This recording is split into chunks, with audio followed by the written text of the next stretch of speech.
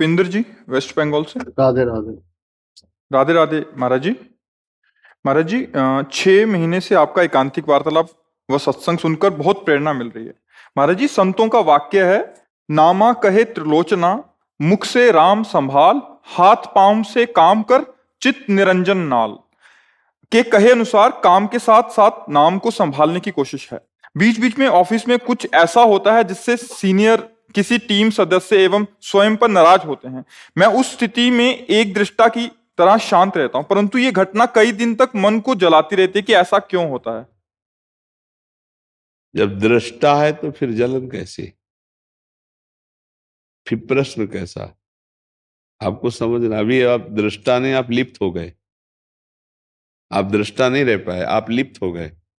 देखिए ना, आप चिंतित हो गए, आपके अंदर प्रश्न आ गया, तो आप दृष्टा नहीं बचे, अब आप उसमें लिप्त हो गए। बस ये लिप्त होना हटा लीजिए। बड़ी से बड़ी घटना भी मुस्कुरा के आप सह सकते हैं अगर दृष्टा है तो, क्योंकि आपने बहुत अच्छी बात कही। दृष्टा माने होता है साक्षी। साक्षी मैं देख रहा हूं, दृष्टा माने मैं देख रहा हूं। तो देखने वाला जल तो नहीं रहा ना, आग तो कहीं और लगी है, वो लगी अहम में। आप दृष्टा हैं। अहं को पसंद नहीं आता, मन को पसंद है। अंताकरण चतुष्टय में 4 है, बुद्धि मन चित्त अहंकार। जब कोई घटना घटती है, जब कोई प्रतिकूलता होती है, जब कोई अपमानजनित बात होती है, तो अहम पे चोट लगती है और उसके दृष्टा आप हैं, तो उस अहंकार को गलित होने दीजिए। आपके द्वारा कोई चेष्टा नहीं होनी चाहिए।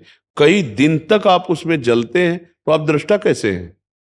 दृष्टा तो थोड़ी सी चूक हो सकती है, मिनट 2 मिनट के लिए हमें कोई घसीट सकता है। उस समय हम तन्मयता में चूक कर सकते हैं कि ये व्यक्ति हमको इतना, लेकिन दृष्टा, जे ही दृष्टा भाव आएगा तो जो मेरे अंदर दृष्टा वही आपके अंदर है।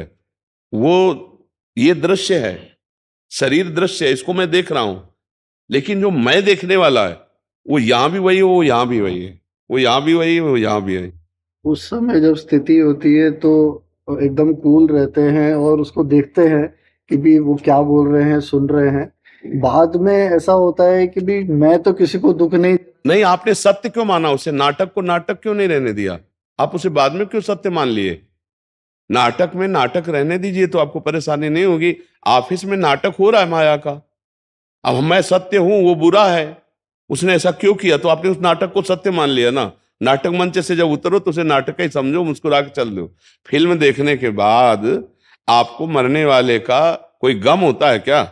आपको दोनों का पता होता है कि मारने और मरने वाला केवल नाटक हो रहा है, मनोरंजन मैं कर रहा हूं। इसके बाद ना आपको किसी के प्रति हर्ष होता है, ना किसी के प्रति शोक होता है। बोले क्या यार अभिनय किया, तो ठीक ये संसार नाटक मंच है, इसमें अभिनय है। कोई इसमें फ्रॉड का अभिनय कर रहा है और कोई सत्य का अभिनय कर रहा है। जिसको अब दो ही तो अभिनय, मजेदार फिल्म तो तभी बनेगी ना अगर दोनों हीरो ही हो, तो बात नहीं बनेगी। बिलियन कहते, क्या कहते, बिलियन। हाँ, हम तो थोड़ा अंग्रेजी कम आती एक अच्छे रोल करने वाला हीरो और एक बुरा रोल करने वाला है खलनायक जो भी, तभी तो बात बनेगी ना फिल्म।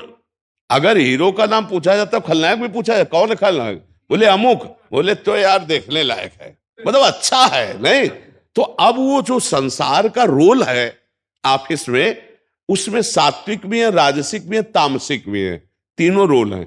तमोगुणी आसुरी प्रवृत्ति, रजोगुणी भोग इच्छा राजसी प्रवृत्ति, और सतोगुणी जैसे आप बोल रहे हैं ये सतोगुणी रोल। अब भैया वहां रोल करो अपना अपना, और जब रोल मंच से बाहर निकलो तो बिल्कुल फ्री हो जाओ।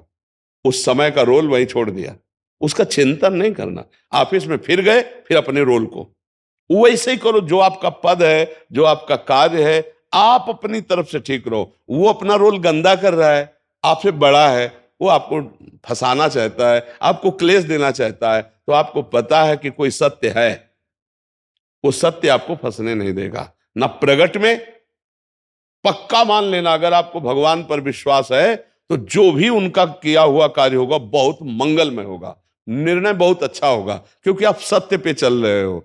थोड़े दिन के लिए सत्य वाले को समस्या दिखाई देती है, लेकिन असत्य वाले को भारी समस्या पूरे जीवन भोगनी पड़ेगी। उसको थोड़े दिन दिखाई देती, होती नहीं है। जैसे 12 वर्ष का वनवास, 1 वर्ष का अज्ञातवास धर्मात्मा युधिष्ठिर जी को, लेकिन दुर्योधन समझ रहा था मैं समस्याओं से मुक्त हूं, लेकिन समस्या उसी के ऊपर टूटी, सर्वनाश हो गया और सिंहासन पर हस्तिनापुर के महाराज चक्रवर्ती सम्राट युधिष्ठिर जी बने। बात समझ में आ रही?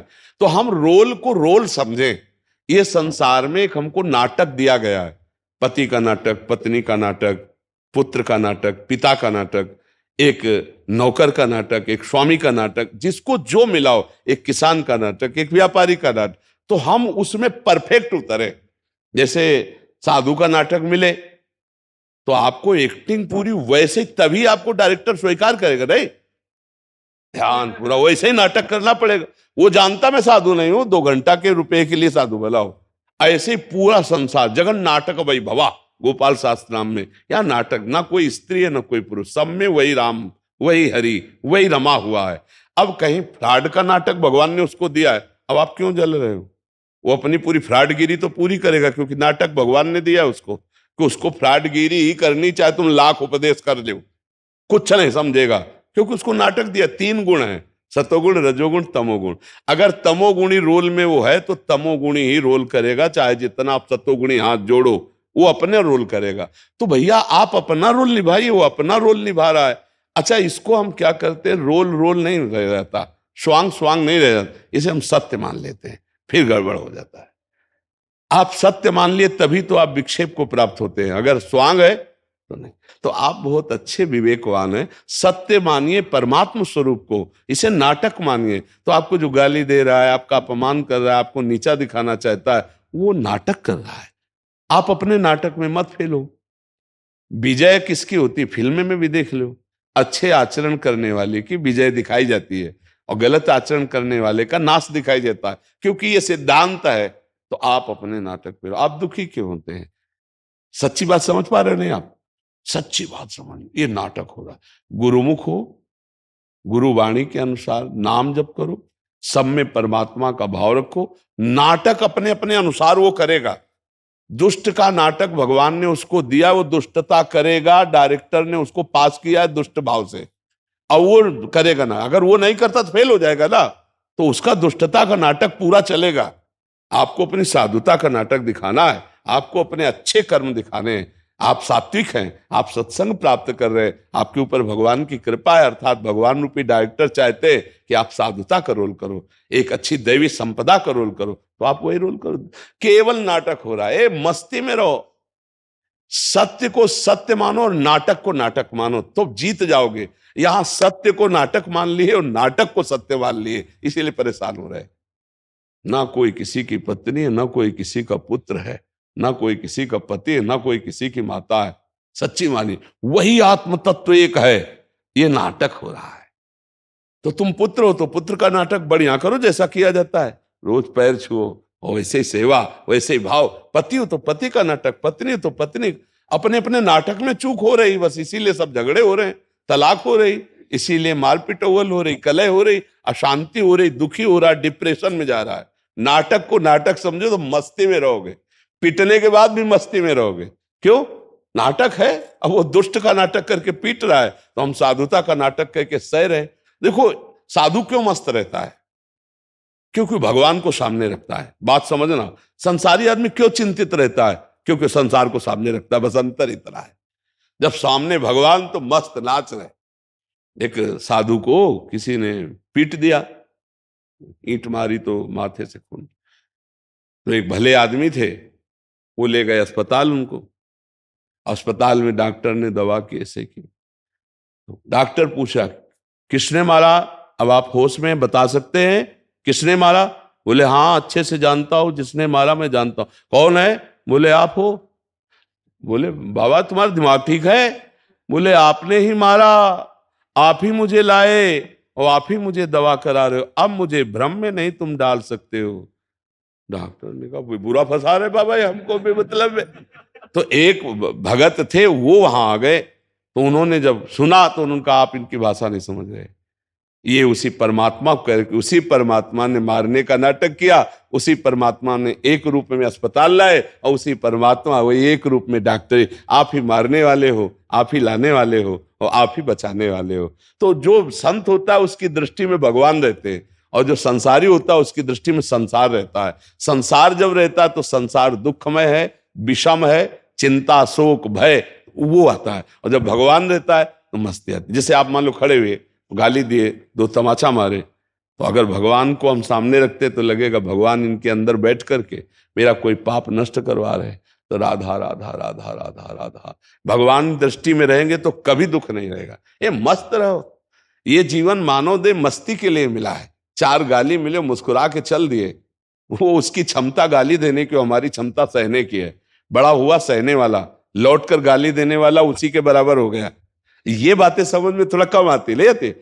बड़े तब होते हैं जब वो चार गाली दे और मुस्कुरा के चल दो, तो उसकी क्षमता इतनी, वो गाली ही देगा, कड़ुआ है। हमारे को भगवान ने सत्संग दिया है तो हम सत्संग के द्वारा सहनशील बने, हम महान बने। क्यों भाई?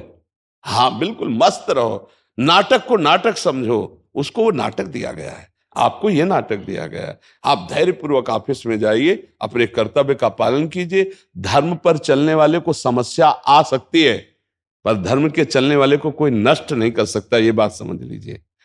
धर्म में चलना थोड़ा कठिन है। अधर्म में चलने के लिए 50 सहयोगी मिल जाएंगे। धर्म में चलने वाला शायद एक आध मिले तो मिले, नहीं तो सब विरोधी मिलेंगे, आपके खिलाफ ही मिलेंगे। नहीं, यहां तक कि माता पिता परिवार भी खिलाफ हो जाते। एक बच्चा आया था अभी एक कार्तिक में, उसने कहा हमारे माँ ने कहा अगर बाबा का सत्संग सुनोगे तो मोबाइल तोड़ देंगे। और तुम्हें पिता ने कहा कसम है तुम्हें जो वृंदावन जाओ। तो हम कहा ऐसे माता पिता को प्रणाम करो, हमारा सत्संग सुन रहे हो तो झुक कर उनके पैर छुओ, उनकी सेवा करो, तभी हम उमा संत के यही बड़ाई, जो मंद करत जो करे भलाई। वो हमारी बुराई करे, वो हमको क्लेश दे, हम उनका भला करें, उनका मंगल करें। ये भगवान के पार्षद हो, संत संग कर रहे हो, तुम्हारा व्यवहार मृदु पवित्र आनंददायक होना चाहिए। उनका कड़ुआ होने दो, उनका स्वभाव है जी। ठीक है। एक उसमें होता है कि भी हम जैसे अलग अलग नाम की गूंज जो है वो मन को अच्छी लगती है, मतलब बार बार जैसे अलग अलग नाम लेते हैं तो अलग अलग नाम की गूंज करना ठीक है। चलते रहो, चलते रहो। अभी मन आनंदित हो रहा, चलते रहो। फिर किसी एक नाम में डूबना एक में होता है, चलना।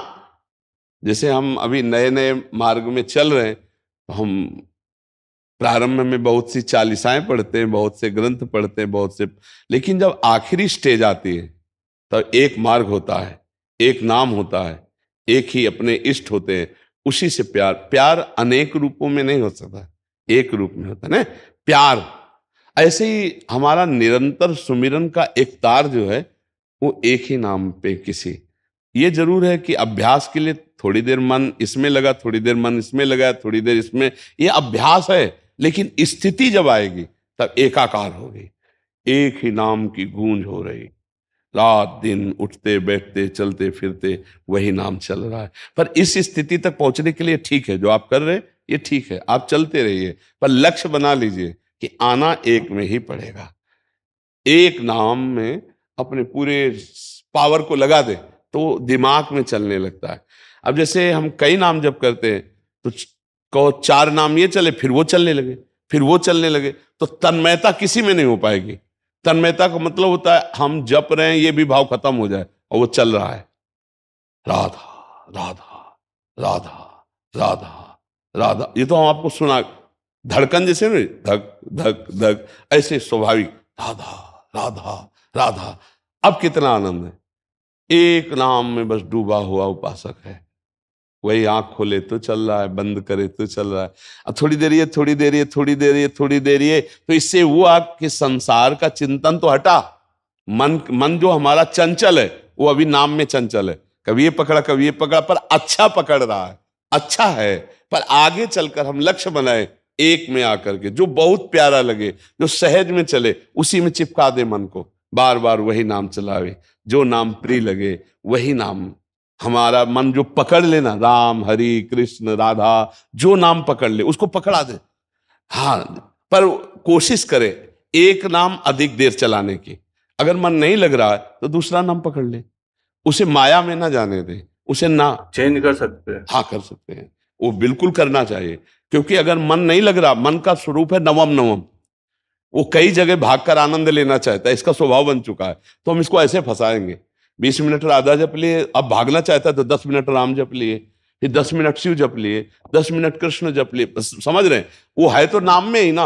अब वो घेरते घेरते ज्यादा जो नाम हमें प्रिय लगा, अब आधा घंटा राधा राधा जपा और वो थोड़ा कम होते चले गए, फिर धीरे धीरे एक में ही समाहित कर दिया। ऐसे फंसाया जाता है। नहीं, साम सदा शिव करके। हाँ हाँ, बिल्कुल। जो अब बीच बीच में राधा नाम आ जाता। हाँ, बढ़िया, बिल्कुल चलाते रहो, और जब आएगा फिर एक ही आ जाएगा। अब जैसे अपने लोगों का अभ्यास जो है, वो फिर जो पकड़ा सो पकड़ा, अब वही चल रहा है। उठते जागृत स्वप्न सुसुप्ति स्फुरत में राधा पदाब्ज छटा, वैकुंठे नरके अथवा मेव गति, राधा नान्यास्तु राधा बिना। बस उठते बैठते चलते फिरते हर समय। अब ये स्थिति है, अभ्यास करते करते स्थिति आती। जैसा कर रहे हो सब वैसे ही करो। मन को सत में लगाए हो ना, तो वो सत कई नाम हो सकते हैं। धीरे धीरे हम उसे एक नाम में लावें, गुरु प्रदत्त एक नाम में ले आवे। मेरी ना दोनों किडनी खराब बताई है डॉक्टर ने, जी और मेरे पूरा परिवार भी, बच्चे भी है, सब है मतलब, जी और दवाई भी चल रही है। लेकिन राधा नाम भी जपती हूँ मैं, आपने बताया था पिछली बार, जी। लेकिन मैं सही नहीं होना चाहती। मुझे ऐसा लगता है कि मतलब टैबलेट में नहीं खाना चाहती। नहीं, ऐसा नहीं। रोग रूप से जब भगवान आवे तो औषधि रूप से पूजा। सही ना सही का क्या विषय है?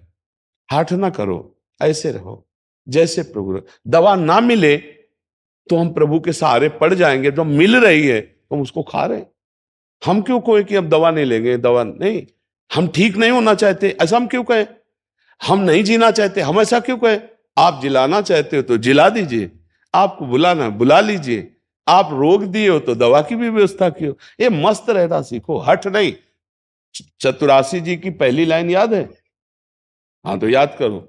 जोई जोई प्यारो करे, सोई मोहि भावे, भावे मोहि जोई सोई, सोई करे प्यारे। मेरे प्यारे, जो जो कर रहे हैं मुझे अच्छा लग रहा है।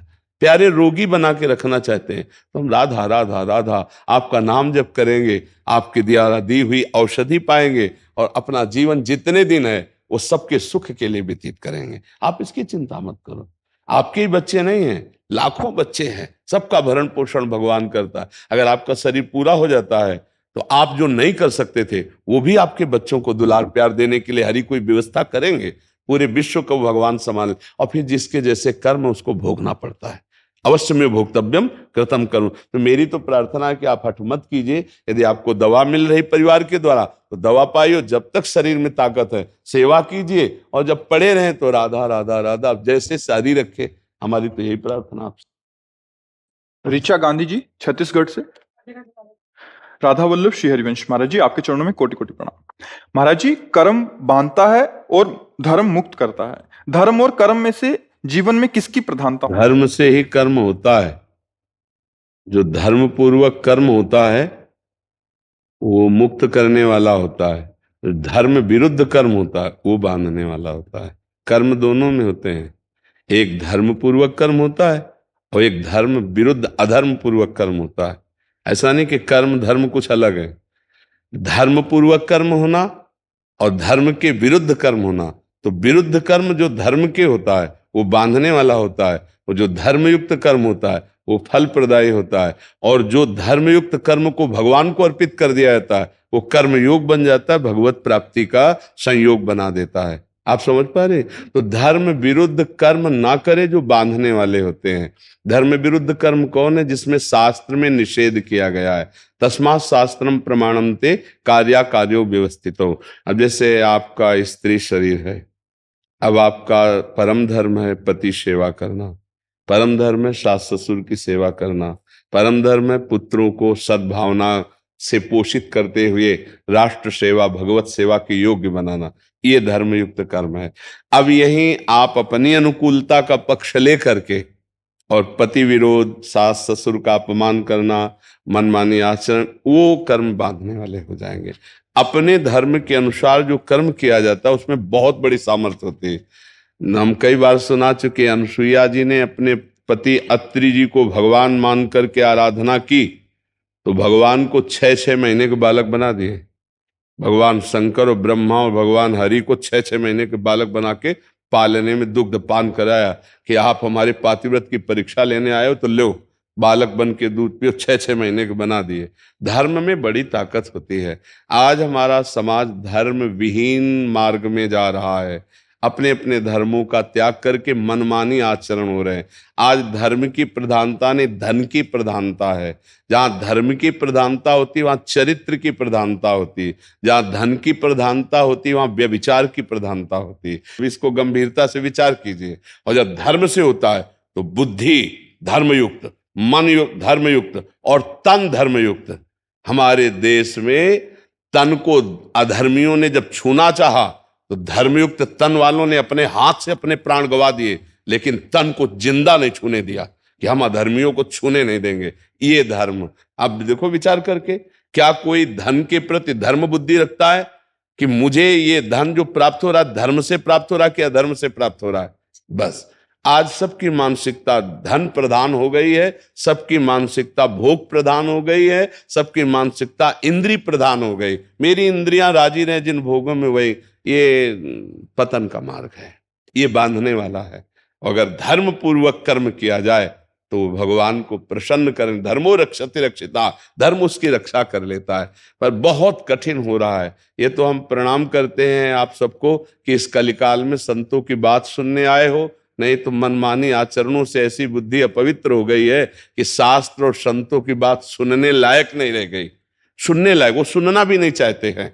आज तो मतलब बड़ी कृपा है भगवान की कि लाखों लोग कम से कम संतों की बात सुन रहे हैं, मान रहे हैं, अपने आचरण सुधार रहे हैं। नहीं तो ऐसा मलिन व्यवहार हो गया है, ऐसा स्वरूप आ रहा है, निखार हो रहा है अधर्म का कि धर्म दबता चला जा रहा है। धर्म की पहले बहुत ध्यान से देखना, हमारे धर्मावलंबियों को धर्म भ्रष्ट करने के लिए तलवार की नोक में मांस चखाया जाता था। आज पैसा दे के खा रहे हो देश विदेश में, तुम्हें क्या पता किसका खा रहे हो। अपने धर्म का नाश करने वाला आचरण कर रहे हो। खुला व्यभिचार चल रहा है। हम रोज एकांतिक में इसकी जरूर चर्चा करते हैं। ये बॉयफ्रेंड गर्लफ्रेंड, ये गंदी बातें, ये क्या है? खुला व्यभिचार है। इसका सपोर्ट हो रहा है। लाखों इसमें हमारी नई पीढ़ी बर्बाद होती चली जा रही। व्यसन कर रहे हैं, व्यभिचार कर रहे हैं, फिर उनका जब मन बुद्धि अपवित्र हो गया तो फिर माता पिता को दंड देना, निकाल देना, नाना प्रकार के क्रूर कर्म करना। ऐसे आज लातों से मार रहे हैं माता पिता को, थप्पड़ों से मार रहे हैं। बूढ़े माता पिता जो इस समय उनके दुलार पाने योग्य हैं, उनका अपमान कर रहे हैं। तो ये अधर्म है। यही कर्म बांधकर दुर्गति देता है। अगर हम धर्म पूर्वक चलें तो बहुत आनंद। देखो, जिसके माता पिता भले कटु व्यवहार करते हो, जब आप रोज पैर छुओगे तो उनका हृदय आशीर्वाद देगा। उनका हृदय आशीर्वाद देगा तो कभी तुम्हारा बाल बाका नहीं। और माता पिता का दिया हुआ शाप भगवान भी नहीं काटते, ध्यान रखना। श्रवण कुमार के माता पिता को दुख पहुंचा जब श्रवण कुमार का शरीर पूरा हो गया शब्द वेदी बाण से दशरथ जी के, तब उन्होंने शाप दिया कि जैसे मैं पुत्र वियोग में तड़प कर मर रहा हूं वैसे आप मरोगे। दशरथ जी से कहा, भगवान ने काटा नहीं, वैसे ही प्राण निकले दशरथ जी के। राम राम राम हारा, पर उनके पुत्र भगवान इसलिए परम मंगल में धन्यवाद हो गए। माता पिता बड़े बूढ़ों का शाप आजकल कौन समझ रहा है?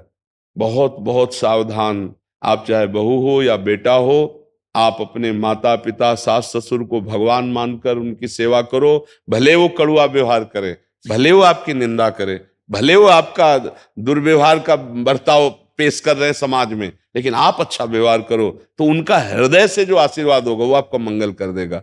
हमने बूढ़े जनों की देखा, बुद्धि खराब हो जाती है। आप चाहे जितनी सेवा करो, आपकी निंदा करेंगे, वो आपको कटु वचन बोलेंगे। और अगर आप सह गए और उनकी सेवा कर गए तो आप बहुत पवित्र हो जाएंगे। कुल परंपरागत लक्ष्मी जो चलती है वो ऐसे लोगों के घर में जागृत होती है।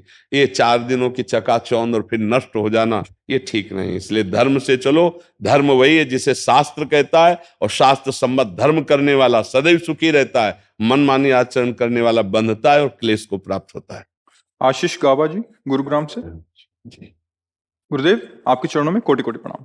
महाराज जी, मैं पिछले 10 वर्षों से ग्रस्त धर्म में हूँ। हम पिछले कई महीनों से यूट्यूब से प्रतिदिन सुबह 10 वर्ष से ग्रस्त धर्म में का क्या तात्पर्य? आपकी अवस्था विवाह 10 वर्ष पहले हुआ था। अच्छा, ऐसा संबोधन जी। हम पिछले कई महीनों से YouTube के माध्यम से सुबह प्रतिदिन 1 घंटा एकांतिक वार्तालाप, तत्पश्चात राधा नाम कीर्तन सुनते हैं। केवल सुनने मात्र से ग्रस्त जीवन अब स्वर्ग में होने लगा है। पहले स्वार्थवश या बलपूर्वक स्वेच्छा को स्थापित करने से होने वाले मनमुटाव आदि अब सात्विक प्रेम, दूसरों को सुख पहुंचाने वाले, दूसरों में दोष दर्शन ना करके ये मेरे ही कर्मों का फल है, ऐसा भाव रखने से दिव्य शांति और आनंद में बहुत परिवर्तित होने सुंदर, लगा है। बहुत। महाराज जी, मेरा प्रश्न है कि भगवान श्री कृष्ण गीता जी में कहते हैं कि कई हजार मनुष्यों में से कोई एक सिद्धि के लिए प्रयत्नशील होता है और इस तरह सिद्धि प्राप्त करने वालों में से बिरला ही कोई मुझे वास्तविक जान पाता है। तो महाराज जी, वो बिरले हम ही हैं या हो सकते अब हैं आप ये ऐसा समझो, विश्वास?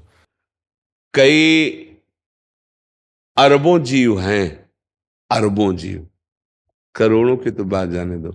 84 लाख योनियों में कितने जीव हैं? नहीं, जितने वृंदावन में वास करते हैं इतने 10-5 हाथ में नीचे वास करते होंगे। छोटे मोटे कितने जीव। मनुष्य में तो मान लो 1 लाख, 2 लाख, 4 लाख, 10 लाख आप बोल सकते हो, लेकिन दीमक और उससे भी छोटे जीव, चींटी उससे भी छोटे जीव, जो परमाणु के तरीके के जीव हैं, जिनको यंत्रों से देखा जा सकता है, अरबों और खरबों की संख्या में है ना। उनमें से कितने मनुष्य हैं? जीवों की संख्या देखी जाए तो मनुष्य से करोड़ों अरबों गुना बढ़कर और जीव हैं। मनुष्य योनि बहुत ही कम है अन्य जीवों की अपेक्षा। मनुष्यों में बहुत से ऐसे देश हैं जहां कोई भगवत चर्चा, कोई भगवत प्राप्ति का नाम ही नहीं है। कमाओ खाओ भोगो, पशुवत आचरण। उनमें से अगर कहीं किसी देश में कोई भी भक्त है तो हमारे किसी भारतीय ऋषि महर्षि की कृपा है। आप अंदर से देख लेना, नहीं नरक और स्वर्ग के अलावा परम पद या मोक्ष की चर्चा कहीं नहीं है। अब उतने मनुष्यों में कौन से सतमार्ग को स्वीकार करते हैं? सतमार्ग में स्वीकार करने वाले कितनों को सतमार्ग में चल करके सिद्धि लाभ करने की प्रबल इच्छा हो गई? उनमें कितने चलते हैं? चलने वालों में कितने गिर जाते हैं, राजी हो जाते हैं संसार के भोगों में पुनः? उनमें कितने पार होते हैं? वो कोई बिरला ही होते हैं। उन बिरले में कितने लोग हैं? आप देखो, एक टाकीज में देखो कितने लोग जाते हैं। आप देखो संत समागम में कितने लोग होते हैं, सत्संग बहुत 1000 लोग, 500 लोग, जब बहुत बहुत सत्संग में लेकिन आप देखो सांसारिक कार्यों में, सांसारिक भोगों में कितना संसार उतावला। मंदिर में दर्शन करो और टाकीज में दर्शन करो, कितने लोग अधिक पाए जाएंगे। चरणामृत लेने के लिए कितने लालायित हैं और शराब पीने के लिए कितने लालायित हैं। भगवत भक्त के दर्शन करने कितने आते हैं और संसार के मनोरंजन कितने करने वाले। तो कितने पसंद करते हैं प्रभु को? प्रभु को बहुत कम लोग पसंद करते हैं, माया को ज्यादा पसंद करते हैं। उन पसंद करने वालों में वास्तविक प्रभु को कौन अपना प्रीतम मानता है, कौन भगवत प्राप्ति करना चाहता है? कोई बिरला चाहता है। नहीं तो कुछ ऐसा रहता है, कुछ भक्ति कर ली और कुछ संसार के भोग भोग लिए, बैलेंस बना के चलते कि मेरा मन राजी है इसमें। लेकिन मन को पूर्ण संसार के भोगों से हटा के केवल परमात्मा में कोई बिरला ही होता है। भगवान का जो बिरला कहने का तात्पर्य वो हम ही लोग हैं। अनंत जन्मों से भटकते भटकते आज मनुष्य जन्म मिला, मनुष्य जन्म में आज हमको संत संग मिला, संत संग से अब हमारी बुद्धि पवित्र हो रही, अब समझ में आ रही। तो उन्हीं हजारों में, उन्हीं बिरलों में हमारा आपका नंबर है। हमको ये नहीं सोचना चाहिए कि अब हमको हजारों जन्म चलना पड़ेगा। नहीं, हमारा आखिरी जन्म है। क्यों? प्रमाण दीजिए कि हमारा आखिरी जन्म है। तो बोले जब जिसको अंतिम जन्म होता है उसे साधु संग मिल जाता है। सतसंगत संस्कृति कर अंता, बड़े भाग पाइप सत्संगा, तो बिना प्रयास होई भव भंगा। संसार से बिना प्रयास के, जैसे आपने कहा श्रवण मात्र से मेरा सुधार शुरू हो गया, तो श्रवण मात्र से ही होता है। श्रवण मात्र से तत्वबोध हो जाता है, श्रवण मात्र से भगवत प्राप्ति की लालसा होती, श्रवण मात्र से शरणागति हो जाती। विभीषण जी कह रहे हैं भगवान से, श्रवण सुजस सुनि आयऊ प्रभु भंजन भवभीर, त्राहि त्राहि आरत हरण शरण सुखदर। तो वो हजारों वाले में आप सब ही हैं, यदि निश्चय कर ले कि इसी जन्म में मुझे भगवत प्राप्ति करनी है। अब कोई मिनट अब राधा नाम के बिना नहीं जाएगा। राधा राधा राधा, किसी को दुख नहीं दूंगा, कभी कोई नशा नहीं करूंगा, व्यभिचार का संयोग बनने पर भी गंदी बात नहीं करूंगा, धर्म से चलूंगा। अभी पार हो गए, इसी जन्म में पार हो गए। बस लड़खड़ाओ मत, जो कदम रखो मजबूत रखो, फिसलो मत, इतना हिम्मत रखो तुम भगवान के अंश हो। जो कदम रखो पीछे मत आने दो, चाहे जितना कोई घसीटे हम वहीं काम क्रोध लोभ ये घसीटते पीछे के लिए। हम जो कदम रखे बहुत मजबूत सॉलिड रखे, हम पीछे ना कदम बढ़ाएं, हमारा कदम आगे ही सकेलेगा पीछे नहीं, तो वो भगवत प्राप्त हो जाता है। नहीं ऐसे मनोरंजन फेंके जाते हैं सामने, या ऐसा भय फेंका जाता है कि 2 में वो कदम पीछे वापस कर ले तो फिर माया में लग गया। और अगर कदम आगे बढ़ा वो बिरला होता है। कौन सा बिरला होता है? नारायण अति कठिन है हरि मिलन की बाट, या में पग पीछे धरे प्रथम शीश दे काट। अर्थात मरा हुआ व्यक्ति, अब कुछ भी हो हर बात सहूंगा, लेकिन इस जन्म में ज्ञान प्राप्त करके रहूंगा, भगवत प्राप्ति करके रहूंगा। कुछ नहीं होना, हजार अविनाशी स्वरूप है, मृत्यु खुद भयभीत हो जाएगी। जो इस मार्ग में चलता है अब उसको भय मृत्यु नहीं दे सकती, ये बात सच्चाई से समझ लो। जैसे हाथी के गले से फूलों की माला गिर जाए, ऐसे भक्तों का शरीर छूटता है। जन्मत मरत दुसाधु कोई, वो भक्तों को नहीं होता है। इसलिए वही भक्त आप हो, वही हजारों में से एक आप हो। निश्चय करो इसी जन्म में मुझे भगवत प्राप्ति करनी, ठीक है ना। महाराज जी, मैं ब्रह्म मुहूर्त में उठकर श्री जी को दही आदि से स्नान करवाती हूँ। उनको भोग में ज्यादातर फल एवं ड्राई फ्रूट्स का प्रयोग करती हूँ। मैं तेल चिकनाई की चीजों का भोग ज्यादा नहीं लगाती। मुझे डर लगता है कहीं श्री जी के चेहरे पर कील मुहासे निकल गए तो श्री कृष्ण जी उनके चिढ़ाएंगे, तुम्हारे कील मुहासे क्यों आ गए। महाराज जी, मैं उनको आंवला और अनार का भोग लगाती हूँ जिससे उनके बाल और कोमल चेहरा चमकता रहे। महाराज जी, मैंने उनके पास टेलीफोन भी रखा है जिससे वो अपने प्रियजनों के हालचाल पता ले सके। बढ़िया है, बढ़िया है। अपने भाव में मगन रहना चाहिए। प्रेमी जनों का एक अलग देश होता है, प्रेमी जनों के अलग भाव होते हैं। आप अपने प्रभु से ऐसे ही प्यार करें जैसे कर रही हैं। तो जैसे हमारे भाव प्रभु के प्रति होते हैं ना, मान लो प्रिय भाव ही तो है ना, केक खवाएंगे तो अब वो उसको उसका ना भाव नहीं है। प्रियता में ये हम भूल जाते हैं कि हमारे वो प्रभु हैं। ये प्रियता का स्वरूप होता है, अपने जैसे लगने लगते हैं। अच्छी बात है, ऐसा करो। बकाया हम आगे की बात में बता देते हैं कि भगवान और प्रियाजू का जो स्वरूप है सच्चिदानंद बपू है। सच्चिदानंद रूपाय आता है ना श्लोक में, विश्वोत्पत्त्यादि हेतवे तापत्रय विनाशाय श्री कृष्णाय वयम नुमः। सांद्रानंद घन प्रेम मूर्ति किशोरी। तो सच्चिदानंद में मुहासे नहीं होते। सच्चिदानंद में हड्डी खून मांस त्वचा ये मज्जा ये नहीं होती। सच्चिदानंद एक अलग है। भगवान का निर्विकार चिदानंद में, चिदानंद में देह तुम्हारी विगत विकार जान अधिकारी। भगवान के शरीर में रक्त चमड़ा खील मुहासे वाली गुंजाइश ही नहीं है। भगवान को जो भोग लगाया था तो मलमूत्र नहीं बनता चिदानंद में। अब क्या है कि भाव है, एक हमारे भक्त थे तो उन्होंने एक कमरा और लेटरिन बाथरूम प्रभु के लिए रखा था, तो हम उनको सपोर्ट किया। जैसे बच्चा कह रहा ना, भाव है, बढ़िया है। उन्होंने एक सैया लगा रखी थी कि छोटा सा मंदिर, कि इस सैया में प्रिया प्रीतम सोते हैं और प्रातः काल टूथपेस्ट मंजन सब नया बाथरूम रोज साफ करना, कि इसमें प्रिया प्रीतम जाते हैं और शौच स्नान होता है, ऐसा ऐसा ऐसा। जब बताया हमने कहा ये बात किसी से मत कहना, क्योंकि उनके भाव में ठेस ना पहुंचा दें कि अरे प्रभु को तो शौच लघु शंका होती नहीं, उनके लिए क्या बाथरूम है। बहुत बढ़िया है। अब वो रोज ड्राई फ्रूट की ऐसे जो है चौकी सजाते विविध प्रकार के भोगों की, और एक छवि इधर हमारी रखते, अपने प्रिया प्रीतम विराजमान रखते, पूरा जैसे एक व्यक्ति के लिए ना ऐसे वो किए हुए थे। तो ऐसे संतों की गोद में शरीर छूटा यही राधा के कुंज में, और वो श्री जी के पास गए। भाव ही तो सारा खेल है। अब मान लो हमारी मानसिक बुद्धि है, तुम अपनी बुद्धि से प्रभु के प्रति भाव, तो आप जैसा भाव करें वैसे ही भोग लगाओ, वैसे ही भाव करो, वो आगे चल के सुधार देंगे। उनसे प्रियता करनी चाहिए, बस उनसे प्यार हो जाए, उनके सुख के लिए, उनके सुख के लिए सोच रहे ना, बस यही खास बात है। अब आगे चलकर जो दिव्यता है वो खुद समझ में आ जाएगी, क्योंकि प्रभु से चित्त जुड़ा है तो दिव्यता तो समझ में आ ही जाएगी। भगवान के खील मुहासे दाढ़ी मूछ ये सब नहीं निकलते, वो तो चिदानंद नव किशोर है। चिदानंद में विकार थोड़ी होते कि प्रभु के मुहासे आ जाएंगे या प्रियाजू के मुहासे आ जाएंगे तो लालजू को ऐसा। देखो माई सुंदरता की सीमा। अच्छा, ऐसा लग रहा है कि महाप्रभु सुंदरता वर्णन करना चाहते हैं श्री जी की, पर आगे की पंक्ति में कहते जो को कोटि कलप लग जीवे। वर्णन तो करना चाहते, देखो माई सुंदरता की सीमा, ब्रजनो तरुणी कदम्ब नागरी निरखी करत अधग्रीवा। ऐसी सुंदर श्री जी हैं फिर आगे लगता है कि अब रूप का वर्णन करेंगे, तो कह रहे हैं जो को कोटि कलप लगी जीवे, रसना कोटिक पावे, तो रुचिर बदनार बिंद की शोभा कहतना। अरे श्री जी, देवता में खिल मुहासे नहीं होते, जबकि वो माया जनित शरीर है देवताओं का, कोई चिदानंद थोड़ी, प्रभु का तो चिदानंद शरीर है। एक देवता उतर आवे तो मोहित हो जाओगे, इतना सुंदर है देवता, गंधर्व अप्सराएं देवलोक के, और ये सब भगवान की माया से रचित है।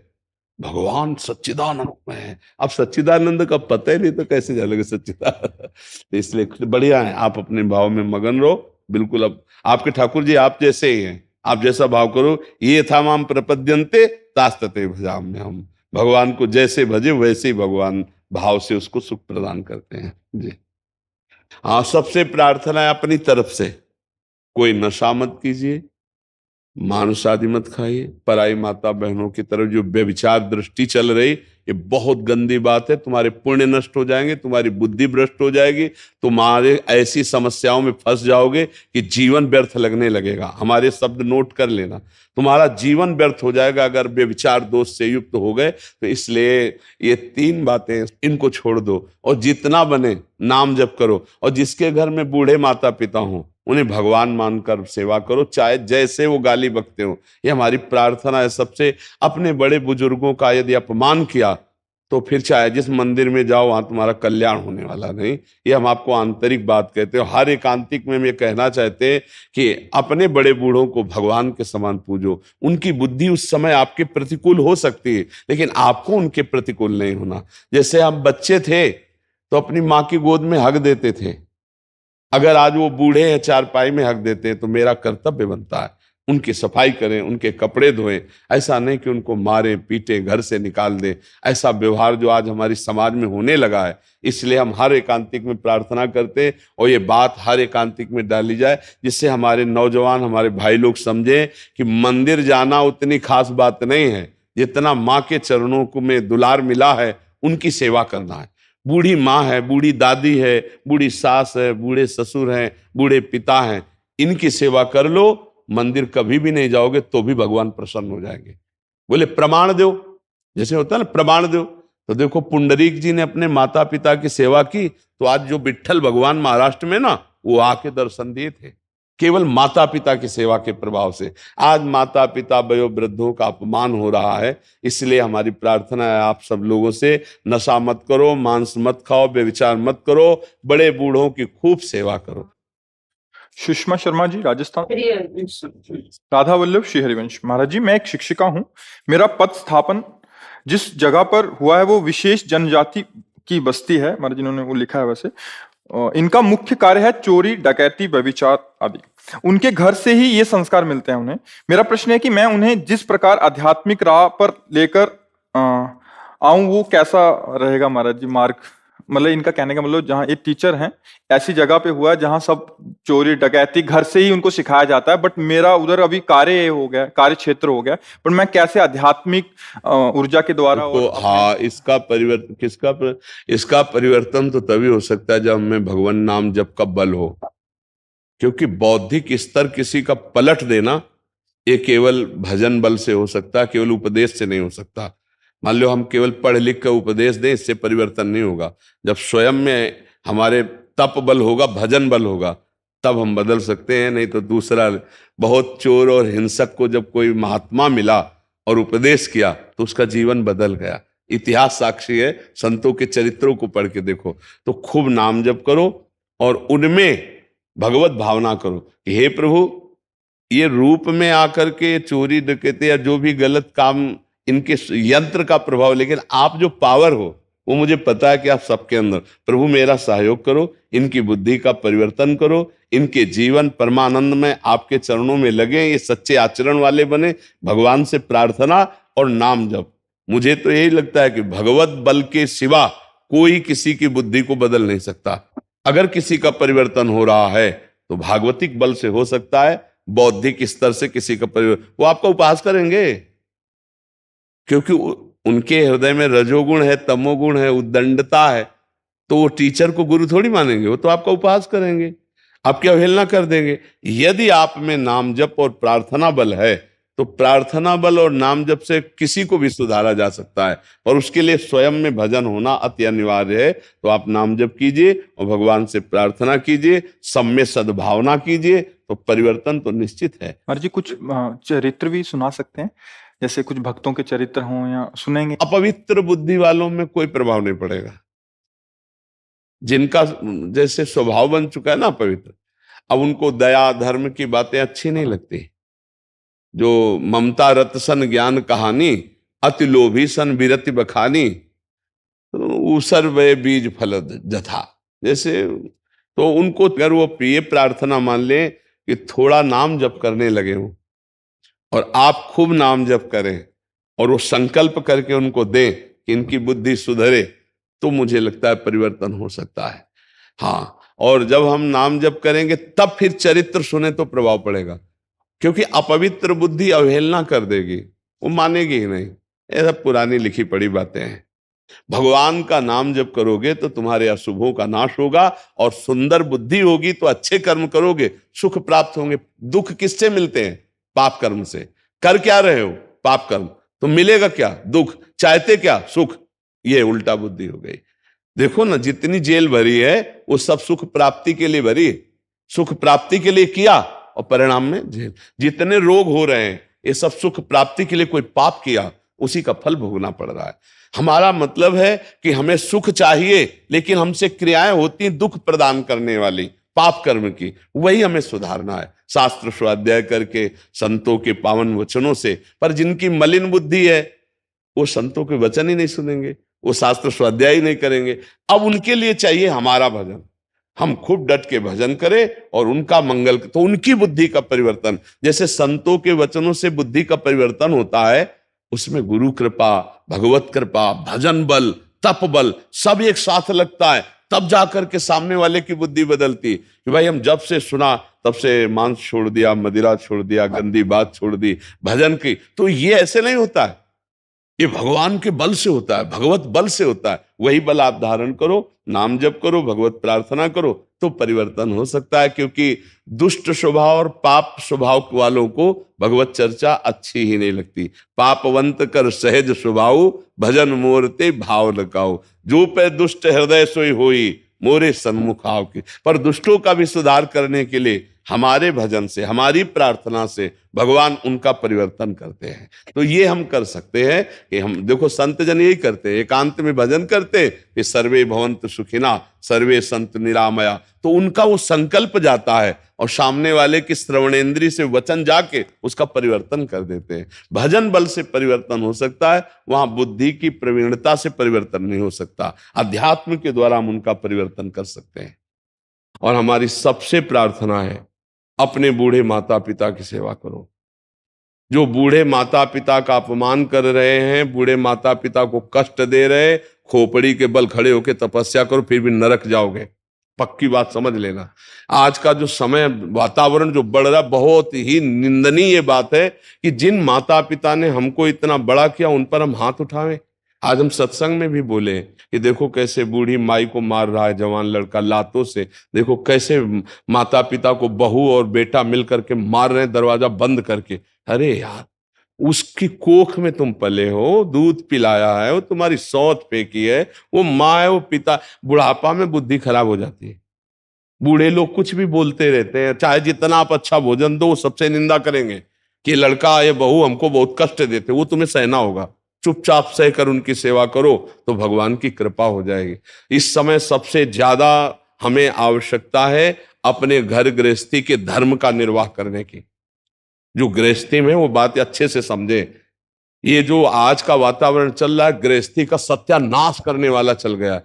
देखो, गृहस्थों में ही तो हम लोग पैदा हुए हैं, गृहस्थों में ही हमारा पोषण हो रहा है, गृहस्थों में बड़े बड़े परमहंस भिक्षा मांगते हैं। आपका गृहस्थ धर्म बेकार तो सब कुछ बेकार हो जाएगा, क्योंकि आपसे ही सब धर्म चल रहे हैं।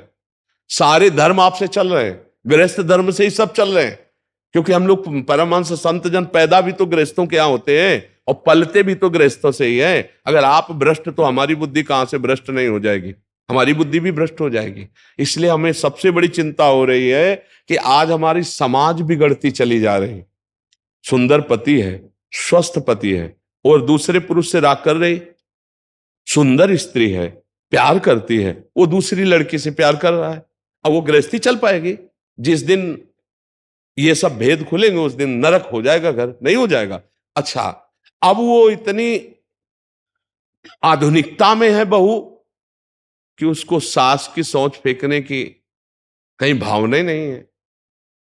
लड़का इतना आसक्त है बहू पर, वो जो बोल दे वही परमार्थ बुद्धि, वही परमात्मा बुद्धि।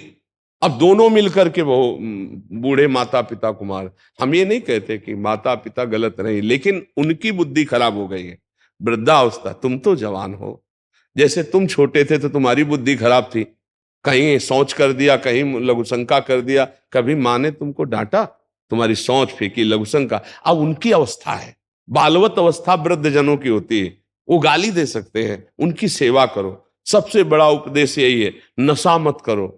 अगर नशा करके जाओगे तो तुम ऐसे अपराध करोगे, घर में आतंक मचाओगे। ये गंदा भोजन मत करो, नहीं बुद्धि भ्रष्ट हो जाएगी। और हाथ जोड़कर प्रार्थना है, सबसे बड़े भगवान, मंदिर जाओ या ना जाओ, अपने माता पिता की सेवा कर लो, भगवान प्रसन्न हो जाएंगे। बूढ़े माता पिता की दुर्दशा देख करके ऐसा लगता है आज हमारी समाज को क्या हो रहा है।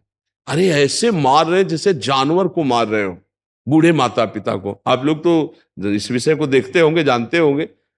तो अब बताओ हम कौन सा ज्ञान तुम्हें दे दे जिससे तुम्हारे को आत्म शांति हो जाएगी, जब माता पिता भगवान के रूप है, उनका अपमान किया जा रहा है। और मंदिर में जाके तुम जल चढ़ाओ, आरती करो या तुम भोग लगाओ, भगवान लेंगे? वहां बैठे भूखे भगवान बैठे हैं, वहां तुम्हारा इंतजार कर रहे हैं कि मेरा बेटा, और बेटा उनके साथ बर्ताव ऐसा कर रहा है। सबसे ज्यादा समय समाज के सुधार में चरित्र का है। आज हमारा नया समाज चरित्रहीन होता चला जा रहा है, और ये समझ में नहीं आ रहा, इसे आधुनिकता समझा जाता है। अरे पुराने जमाने की ये बातें हैं, तो आज के जमाने में क्या करोगे फिर? ये बेविचार करोगे तो तुम्हें परस्पर प्रेम रहेगा क्या? तुम्हारे सामने पत्नी किसी और तुम कहीं और, तो संतान, फिर परिवार, फिर प्रीति, फिर धर्म, फिर मर्यादा, कुछ नहीं, डोल के भीतर पोल। क्या गृहस्थी धर्म रहेगा, क्या भागवतिक धर्म रहेगा, क्या मर्यादा रहेगी? ये बहुत गलत चल पड़ा है। और कैसे भगवान संभाले? कलयुग का बहुत बड़ा विचित्र रूप ये नाटक फैल गया। ये जो गर्लफ्रेंड बॉयफ्रेंड लिविंग रिलेशन, जो क्या क्या कहते हैं दलित दुराए, ये बहुत बुरी हो गई। देखो पहले हमने देखा, जब तक ब्याह नहीं होता था बच्चे ब्रह्मचर्य रहते, जानते ही नहीं थे संसारिक। अब वो मोबाइल चल गया ना, सब जाने। और जब ब्याह हुआ तो आजीवन एक दूसरे की गलतियों को सहते हुए वो एक ही घर में रहते। तलाक शब्द हमने कभी नहीं सुना, संबंध विच्छेद कभी शब्द नहीं सुना हमने, कि वो एक दूसरे से नहीं, ऐसा कभी नहीं सुना, गांव में तो कभी नहीं सुना। आजीवन निर्वाह करते थे। हाँ थोड़ी उद्दंडता होती, थोड़ा उस पड़ोस वाले संभाल देते थे, भाई मारपीट मत करो, लड़ाई झगड़ा मत करो, थोड़ी बड़ी बातों में आपस में। लेकिन ये चरित्रहीनता कि स्वस्थ पति है, स्वस्थ परिवार है, आप उसका त्याग कर किसी और पुरुष से, या स्वस्थ पत्नी है, सुंदर पत्नी, आप उसका त्याग कर किसी, अब उस परिवार की हालत क्या होगी? बड़े पढ़े लिखे हो, बड़े बुद्धिमान हो, लेकिन चरित्रहीन हो, क्या है? हमारी यही बात समझ में। तो फिर तुम माता पिता की सेवा करोगे अपने? तुम्हारे अंदर तो उद्दंडता सवार रहेगी। तो आज का समय जो है, सत्संग सुनो। हम कह रहे भगवान की भक्ति से ज्यादा ये अपने परिवार की भक्ति कर लो। अगर परिवार की सही भक्ति कर लोगे तो भगवान की भक्ति हो जाएगी, क्योंकि परिवार में भगवान ही विराजमान है। पत्नी में भगवान है, पति में भगवान है, पुत्र में भगवान है, माता पिता में। एक गृहस्थी अगर सम्यक रूप से सुखी नहीं है तो तुम क्या कर सकते हो? रुपया से केवल सुख मिलता है क्या? आचरण, पवित्रता और व्यवहार, ये तीन चीजें सुख प्रदान करती हैं। आपका व्यवहार सत्य है, निश्चल है, कपट रहित है, धर्मपूर्वक है, आप पवित्र आचरण वाले हैं, आप बहुत सुंदर गृहस्थ रहेंगे। लेकिन आज हम देख रहे हैं कि गृहस्थी की हालत खराब होती चली जाए। पति पत्नी में विश्वास नहीं रह गया है, माँ बेटे में विश्वास नहीं रह गया, भाई भाई में प्यार नहीं रह गया। क्या होता चला जा रहा है समाज का? थोड़े से धन के लोभ में, थोड़े सी जमीन के लोभ में सगा भाई अपने भाई की हत्या कर देता है, सगा बेटा अपने माता पिता को कष्ट दे रहा है। तो इसलिए हमें लगता है सबसे ज्यादा इस समय आवश्यकता है अपने परिवार की प्रेम रस्सी को मजबूत करना। एक परिवार, एक गृहस्थी में 5 लोग हो, वही प्रेम से जीना सीख जाओ तो बहुत बड़ी आराधना हो जाएगी। बूढ़ी माँ है, चल नहीं पा रही, उसे लात से मार रहे हो, डंडे से मार रहे हो, यार नरक का भी तो होश रखो कि तुम्हारी दुर्दशा क्या हो जाए। फिर ऐसे ही लोग जब गाड़ी में बैठ के चलते ना, तो ऊपर से पूरा ट्रक पलटता है उनके ऊपर कि सांस भी ना ले पाओ, वहीं पिचक जाओ, फिर या आग लग जाती है, उसी गाड़ी में जल जाते हैं। कर्म न बिगड़ने पाए, हम बार बार सबसे प्रार्थना करते, कोई किसी का सुख दुख देने वाला नहीं, किसी का आशीर्वाद काम नहीं करेगा, तुम्हारे आचरण तुम्हारे कर्म ही तुमको सुख दुख देंगे। इसलिए भाई अच्छे कर्म करो और अपने बुजुर्गों के कर्मों की तरफ मत देखो। वो बूढ़े हो गए, जैसे बच्चा ऐसे बूढ़ा हो जाता है। बूढ़े की सेवा भगवान की सेवा है। हमें बहुत इस समय तरस आता है जब बूढ़े बूढ़े लोग परेशान घूमते हैं कि हमारे बच्चे ने निकाल दिया, या उनको पीटते। ये आज हम सत्संग में भी इसीलिए बोले और यहाँ भी बोले, ये बहुत जरूरी है। वो बूढ़े शरीर में सच्चिदानंद भगवान मार के रूप में है। ऐसा मत करो कोई अपने माता पिता के साथ। आपको स्वस्थ किया है, आप लेबरी करके कमाओ, 2 रोटी उनको पवा दो, मारो मत, डंडा मत चलाओ। नहीं तो फिर जब भगवान का डंडा उठेगा तब तुम किसी काम के नहीं रह जाओगे। बात ध्यान रखना, बहुत सावधानी से जी लो। ये मनुष्य जीवन भगवान की कृपा प्राप्त करने के लिए, यदि भगवत प्राप्ति न कर पाए तो अन्य योनियों में जाना पड़ेगा। बहुत दुर्दशा है अन्य योनियों की। देखो जंगल में कांटा लग गया अगर किसी पशु को, पक रहा है, अब वो दवाई तो नहीं हो सकती ना। अच्छा, कोई मांस खाने वाले जीव, जैसे किसी जीव को पकड़ लिए और वो खा रहे हैं, जब तक वो मरेगा नहीं तब तक जिंदा नोच नोच, वो हम ही तुम है। ये सब मन में सोचा करो। पाप कर्म बन गए, ऐसे जीव बन गए, ऐसे कष्ट भोगना पड़ेगा हमको।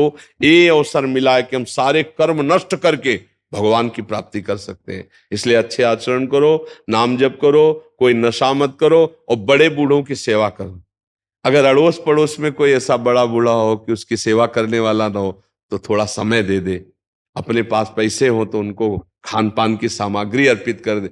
वृद्धों की सेवा से भगवान बहुत प्रसन्न होते हैं। बीमार है, वृद्ध है, ऐसों की जरूर सेवा करे। हम कह रहे हैं और दान पुण्य कहीं मत करो।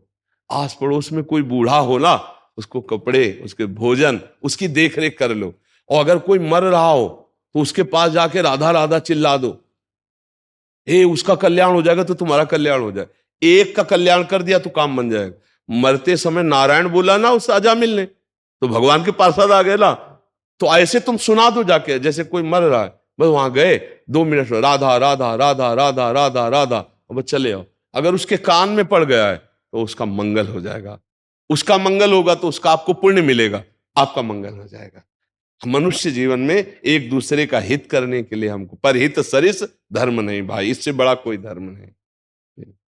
हम अपनी भावना में आज इस बात से दुखी होकर के चर्चा करें कि आज हमारे नौजवान लोग माता पिता का आदर नहीं करते, वृद्धों का आदर नहीं करते। वही धर्म है। इसीलिए तो तुम्हें जवान के हर माता पिता चाहता है कि मेरे एक बच्चा हो जाए, बच्ची हो जाए। किस लिए? कि बुढ़ापे की लकड़ी हो जाएगा, वो बुढ़ापे में भोजन दे देगा। और धिक्कार है उन पुत्रों को जो जवान पट्ठा हुए और घूंसा चला रहे माता पिता पे और उनको निकाल रहे घर से बाहर। उनको डरना चाहिए कि कहीं भगवान का डंडा ना उठ जाए, नहीं तो किसी काम के नहीं रहोगे। व्यर्थ में मनुष्य जीवन नष्ट हो जाता है। इसलिए बहुत सावधान। मनुष्य जीवन का लाभ, आप सत्संग में आए हैं, आप अपने आचरण सुधार लीजिए। आप आचरण सुधार ले, यही आशीर्वाद है। अगर आचरण न सुधरा तो चाहे जितना तुम दे ले बाहर, कोई आशीर्वाद दे कुछ नहीं होने वाला। हमारी बात समझ लेना। तुम्हारे कर्म ही तुमको सुख देंगे, तुम्हारे कर्म ही तुमको देंगे। जैसे तुम यहाँ आए, तुम्हारे अच्छे कर्म हुए ना, अब इसका परिणाम मिलेगा। अब जो सुन रहे हो, अगर इसको आचरण में उतारो तो इसका और लाभ मिलेगा। जैसे यहाँ आए हो, आपका काम बन गया तो आपके कर्म ने बनाया। आप संत समागम के लिए आए, आप घंटों खड़े रहे, आप वहां से चिंतन किए कि मैं जा रहा हूं संत दर्शन के लिए, वो सब कर्म बना, वो आपका लाभ देगा, आपको मंगल देगा। उसमें हमारा आशीर्वाद कुछ नहीं, आपका कर्म है। अच्छा, आप यहीं आओ, आप निंदा करने लगो, आप गलत भावना कर लो, तो अभी आपकी हानि शुरू हो जाएगी। क्या हुआ? आपका कर्म बन गया। आप ही अपने कर्म से अपना कल्याण कर सकते हैं, आप ही अपने कर्म से अपना नाश कर सकते हैं। बस बात इतनी समझनी, किसी के आशीर्वाद की जरूरत नहीं। आशीर्वाद इसी बात का कि हमसे अच्छे कर्म बन जाए, हमारे दूसरों का हित हो जाए, हमें भगवान का चिंतन बन जाए। यही आशीर्वाद सबसे बढ़िया है जी।